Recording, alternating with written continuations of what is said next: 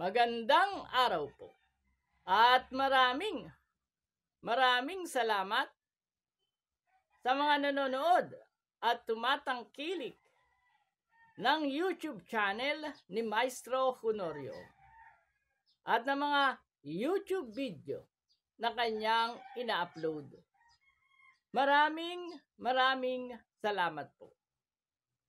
At ngayon ay nasa ikalawang linggo na tayo ng buwan ng Setyembre. At tulad ng dati, matatanggap nyo na naman ang inyong libre at walang bayad na weekly horoscope. At ang ating weekly horoscope ay 2-in-1. Ibig sabihin ay nalaman nyo na ang inyong kapalaran sa ikalawang linggong ito ng buwan ng Setyembre. Ay maaari nyo pang basahin sa description o sa ibaba o sa ilalim ng YouTube video na ito ang isang serialized novel na hinango sa mga aklat na isinulat ni Maestro Honorio. Actually ay nagsulat na tayo ng unang aklat, Ang Sikreto ng Iyong Kapalaran. Ikalawang aklat, Ang Sikreto ng Iyong Kapalaran. Ikatlong aklat, Ang Sikreto ng Iyong Kapalaran. At ikaapat na aklat, Ang Sikreto ng Iyong Kapalaran.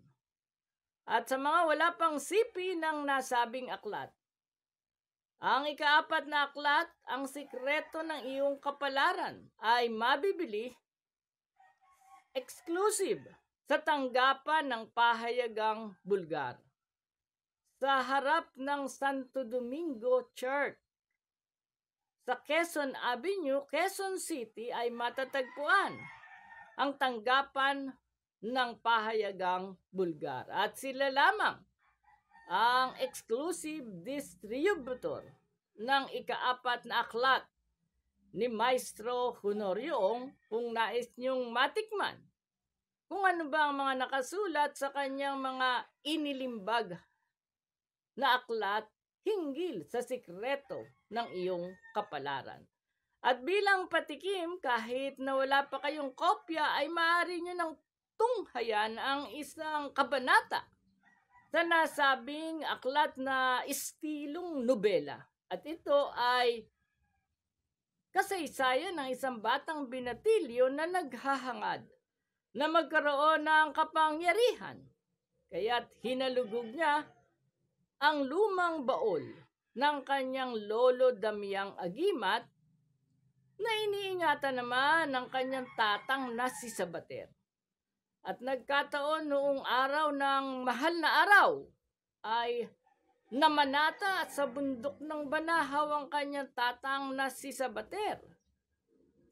Mabilis na pinuntahan ni Aryabata ang mahiwagang baol upang buksan ang mga bagay na naroroon sa loob. At sa ika-63 labas na natin sa serialized novel na ito, ay maaaring magulat si Aryabata dahil dati-rati ay walang padlock ang nasabing baol, ngunit ngayon natuklasan ng kanyang tatang na si Sabater.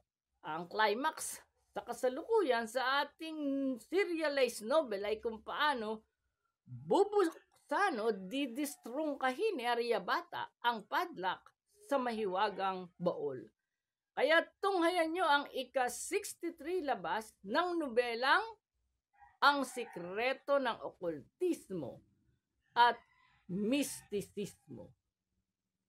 At kung hindi nyo natunghayan ang mga nakaraang labas, unang labas, ikalawang labas, ikatlong labas ng nasabing serialized novel na hinango sa mga aklat ni Maestro Honorio, balikan nyo lang ang mga nakaraan nating weekly horoscope mula sa unang labas, ikalawang labas, ikatlong labas hanggang makarating kayo sa ika-63 labas na ay mauunawaan nyo yung napakagandang nobela kung paano ang isang binatilyo ay naghangad na magkaroon ng kapangyarihan.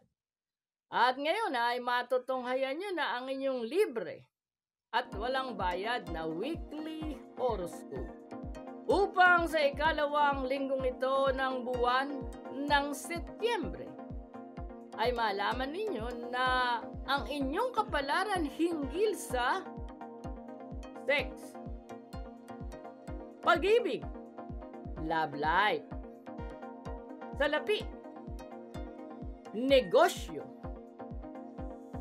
career, travel, family, swerteng kulay, swerteng numero, at marami pang swerteng darating sa inyo sa ikalawang linggong ito ng buwan ng Setyembre.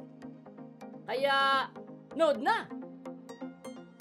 Weekly Horoscope, September 7 to 13, 2025. Aris, silang isinilang mula ika-21 ng Marso hanggang ika-19 ng Abril.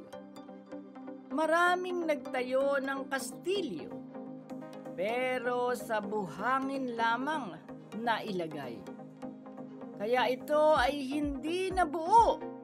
Sa halip, tinangay lang ng alon ng dagat. At pagkatapos, ay wala na. Pero ang sayo ay kakaiba. Sa linggong ito, itatayo mo ang iyong mga pangarap. Itatayo mo ang iyong mga ambisyon sa buhay sa matibay na pundasyon.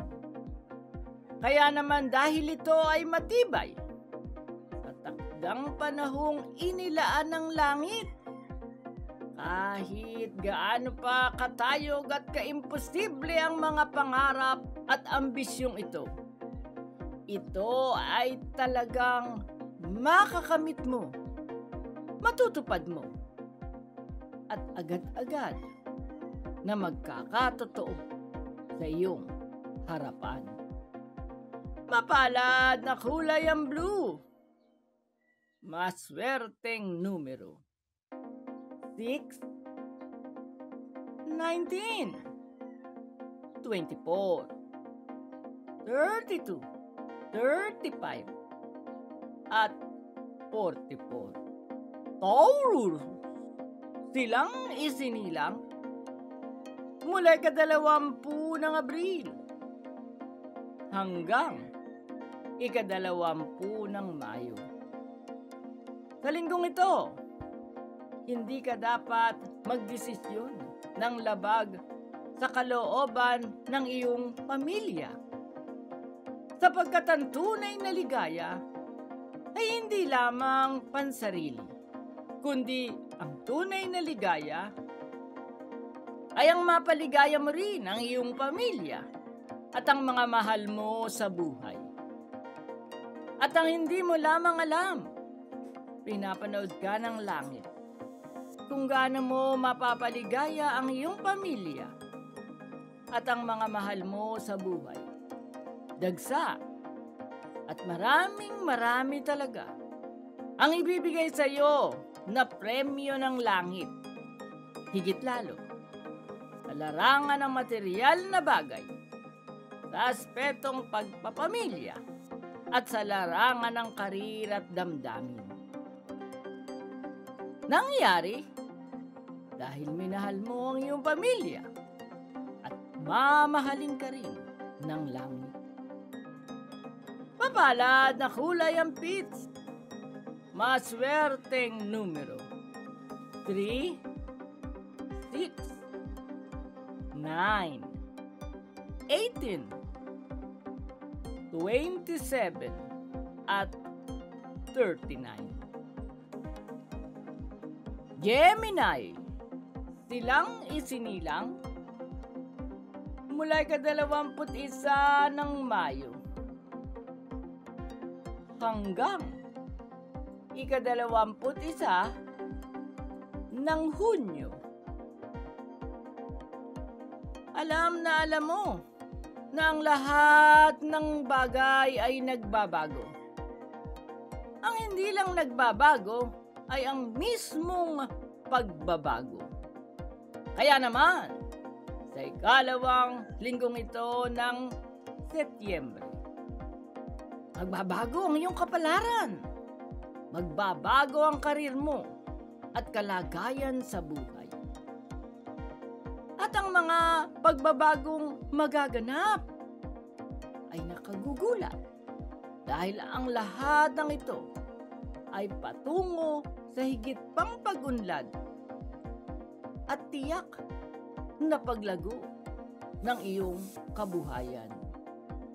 Mangyayari ang lahat ng ito upang magtuloy-tuloy ang pasok ng swerte at magagandang kapalaran sa buhay mo. Mapalad na kulay ang yellow. Maswerteng numero. 2, 7, 13, 28, 37, at 44. Cancer. Silang isinilang mula ika-22 ng Hunyo hanggang ika-22 ng Hulyo. Sa linggong ito, inuutusan ka ng langit na ito ang tamang panahon upang ipakita mo ngayon na may paninindigan ka at malakas ang iyong loob. Ituloy mo lang ang isang proyekto o ang isang bagay na noon mo pa iniisip na alam mo namang tama. At alam mo namang ito ang makabubuti sa iyo. At huwag kang pumayag na hindi ang gusto mong ito ang matupad. Gawin mo ngayon ang lahat ng gusto mo at binabalak sapagkat ito ang panahon. Pinapatnubayan ka ng langit. Kaya sigurado at tiyak na ang iyong pagwawagi at ang iyong panalo. Mapalad na kulay ang crystal green. Maswerteng numero. 4, 16, 29, 32, 38, at 43. Leo. Silang isinilang mula ika-23 ng Hulyo hanggang ika-22 ng Agosto. Sa linggong ito, talasan mo ang iyong pakiramdam. May mga taong sa iyo ay naiinggit at maaaring tradoring ka at saksakin sa likod. Ngunit sorry na lang sila dahil hindi sila magtatagumpay. Matagal nang riniserba ng langit ang magagandang kapalaran na tuloy-tuloy na mapapasayo. Kaya kahit ano pang pagtatangka ang negatibong gawin sa iyo, tunay na tunay. Sa ikalawang linggong ito ng buwan ng Setyembre, ang magagandang kapalaran ay tuloy-tuloy na mapapasayo na may kaugnayan sa karir, sa karangalang panlipunan, sa makapal na halaga ng salapi, at sa isang nakakikilig at maligayang karanasan sa pag-ibig at sa pakikipagrelasyon. Mapalad na kulay ang purple. Maswerteng numero. 9, 15, 24, 36, 39, at 42. Virgo, silang isinilang mula ika-23 ng Agosto hanggang ika-22 ng Setyembre. Ang iba ay sumusuko kapag napapagod na. At ang iba naman ay madaling mawalan ng pag-asa. Pero ang sayo ay kakaiba. Habang napapagod ka at sinusubok ng kapalaran, lalo kang magpipilit at lalo kang magpapatuloy. Kaya naman sa ikalawang linggong ito ng buwan ng Setyembre, ang determinasyon mong ito ay gagantimpalaan ng langit. Mag-iibayo pang lalo ang dating ng iyong swerte at magagandang mga kapalaran sa susunod na mga araw. Hahatak ng mas maraming ginto na ang ibig sabihin ay pera o salapi at ng mas maraming pulot, pukyutan na ibig sabihin ay masasarap at matatamis na romansa at mga lihim na ugnayan na lalong magpapasiklo ng iyong libido. Mapalad na kulay ang red. Maswerteng numero 9, 13, 27, 30, 33, at 41. Libra, silang isinilang mula ika-23 ng Setyembre hanggang ika-23 ng Oktubre. Huwag kang mangako ng hindi mo naman kayang gawin o hindi mo naman kayang tuparin.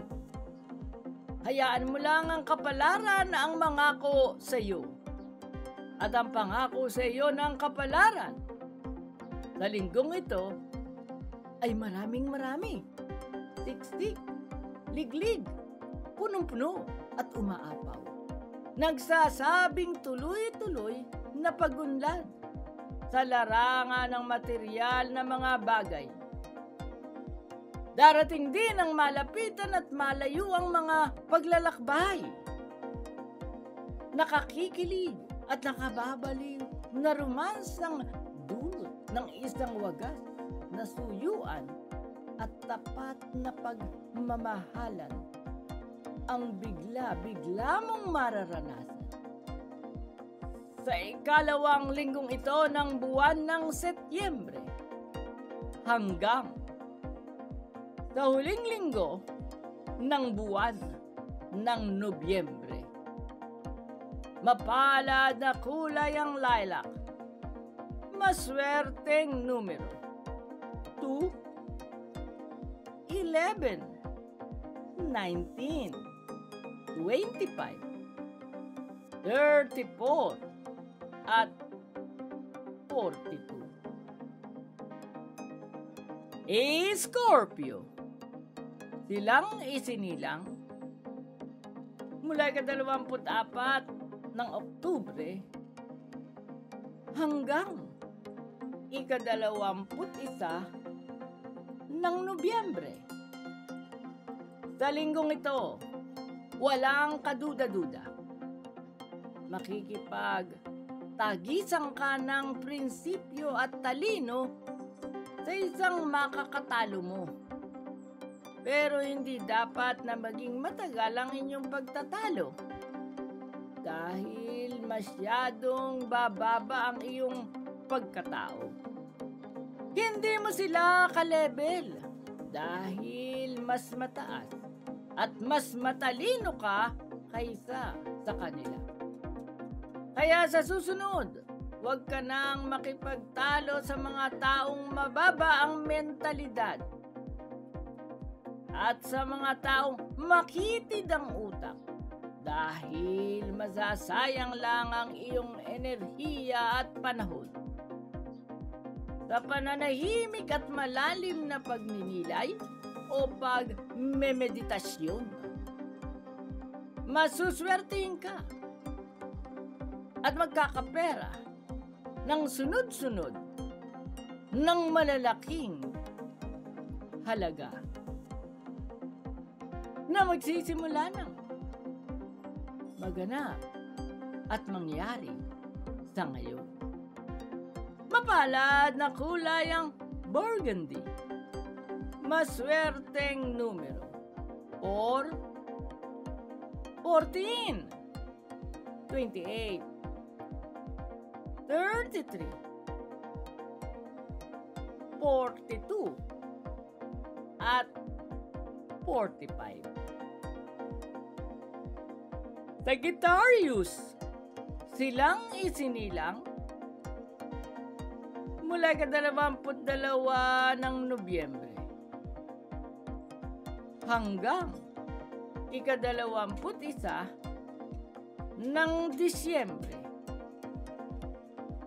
Huwag kang ipokrita. Oo, mas magiging masaya ka kung sa linggong ito ay bababa ka sa iyong trono. Makihalubilo ka sa mga mahihirap at sa mga kapuspalad at sa mga pangkaraniwang tao. Ngayon pa lang, paghandaan mo na ang gagawin ninyong proyekto para sa nalalapit na Kapaskuhan. Ang pagtulong at pagdamay sa mga mahihirap at sa mga taong alam na alam mong kapuspalad. Sa ganyang paraan, madarama mong masarap palang tumulong, magmalasakit at makapaglingkod sa mga mahihirap. Kaya naman, habang ginagawa mo ang mga bagay na ito, pagtulong sa kapwa, nang walang hinihintay na kapalit, magugulat ka. Lalo kang bibigyan ng mga pagpapala at mga biyaya ng higit sa inaasahan mo, na sobrang dami talaga, na magmumula mismo sa langit. Mapalad na kulay ang violet. Maswerteng numero 2, 12, 24, 27, 30, at 42. Capricorn, silang isinilang mula ika-22 ng Disyembre hanggang ika-19 ng Enero.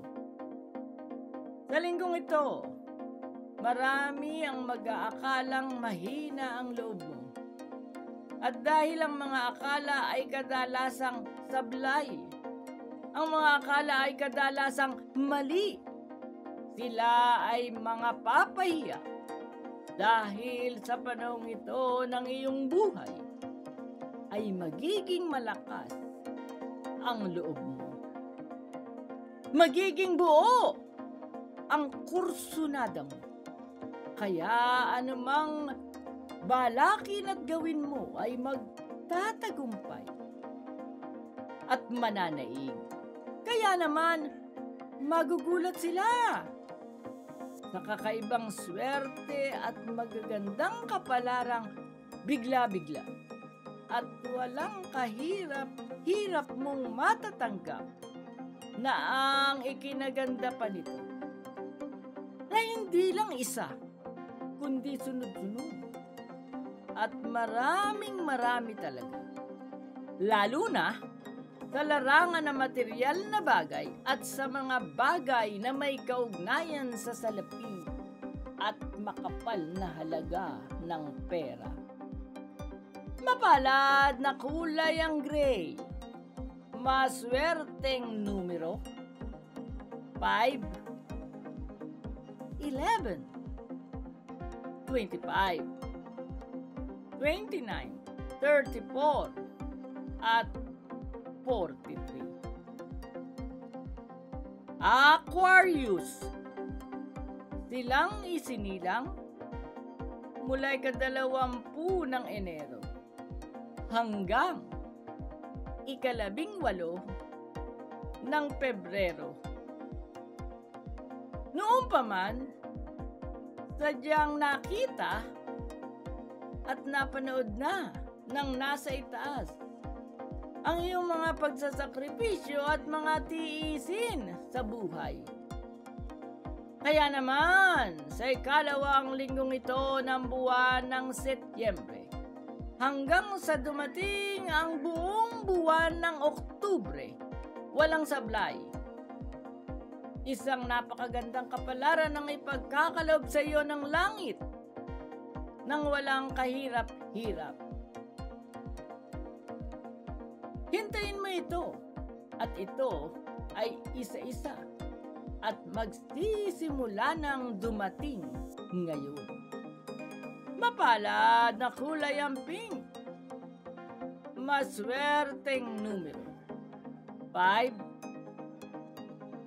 17, 20, 28, 38, at 41. Pisces, silang isinilang mula ika-19 ng Pebrero hanggang ika-20 ng Marso. Mataas ang iyong mga pangarap at kahit gaano pa kataas ang nakatutuwa at mabuting balita para sa iyo ay talaga. Ang mga pangarap na ito at sa linggong ito, kahit na ano pang gawin mo at kahit na ano pang gaano kataas ang iyong mga pangarap at ambisyon sa buhay, ipinapangako ng iyong kapalaran na mapapasa iyo ang lahat ng mga ito. Wala kang dapat gawin ngayon, kundi ipanatag ang iyong kalooban at huwag mong intindihin ang panghihina ng loob, ang mga naiinggit, ang mga naninira, ang mga negatibong pananaw nila sa iyo. Basta ang mahalaga, magpatuloy ka lamang na nangangarap ng nangangarap at makikita at masasaksihan ng mismong mga mata mo. Mamamangha silang lahat sa kaganapan dahil sa panahong ito ng iyong buhay hanggang sa sumapit ang Kapaskuhan. Isa-isa nang matutupad ang iyong mga pangarap. At sa bandang huli, sa lahat ng naiinggit sa iyo, malayong malayo na ang magiging agwat mo sa kanila. Mapalad na kulay ang lavender. Maswerteng numero. 1, 8, 19, 27, 30, at 42. Maraming salamat po sa nanood ng Weekly Horoscope. At kapag wala kayong ginagawa ay inaanyayahan ko kayong buksan at panoorin ang iba't ibang playlist sa YouTube channel na ito ni Maestro Honorio Ong. Ano-ano ba ang nasa YouTube channel na ito? Unang-una ay ang pagtuklas sa inyong kapalaran sa pamamagitan ng guhit ng palad. Sa playlist na Swerteng Guhit ng Palad, diniskas natin ang mga guhit ng palad na yayaman. Kaya't panoorin nyo ang ating playlist na Swerteng Guhit ng Palad. Meron din tayong playlist hinggil sa numerology. Swerteng Numerology, upang malaman mo naman ang iba't ibang uri ng kapalaran hinggil sa birth date at destiny number. Sa pamamagitan ng swerteng numerology ay malalaman mo rin ang mga petsa o birth date ng mga taong yumayaman. At syempre pa, meron din tayong swerteng handwriting and signature analysis na playlist. Ano ang dapat mong gawin upang mabago ang iyong kapalaran ay napakasimple. Gaganda at magtatagumpay ka kung babaguhin mo ang iyong sulat kamay at ang iyong signature o lagda. Kung paano mo gagawin yan, ay panoorin mo ang ating playlist na Swerteng Handwriting and Signature Analysis. At sa mga mahilig sa horoscope, mayroon din tayong Swerteng Horoscope. Nilaliman natin ang pag-aanalisa ng 12 zodiac sign mula Aries hanggang Pisces upang malaman mo hindi lamang ang mga pangunahin mong traits o ugali o karakter. Bagkus kailangang malaman mo rin kung paano babaguhin ang kapalaran sa pamamagitan ng pagtuklas ng malalim na pagkatao, weakness, and advantages sa buhay ng 12 zodiac sign. Nandiyan ang mga formula kung paano magtatagumpay at magiging maligaya ang zodiac sign na Aries hanggang Pisces. Kaya't panoorin mo ang ating playlist na Swerteng Horoscope. At sa mga mahilig sa punsoy o Feng Shui, meron din tayong Swerteng Punsoy. Hindi ka na magbabayad ng malaking halaga sa mga punsoy expert kung matutuklasan mo lamang ang basic principle ng pagpupunsoy. At sa ating playlist na Swerteng Punsoy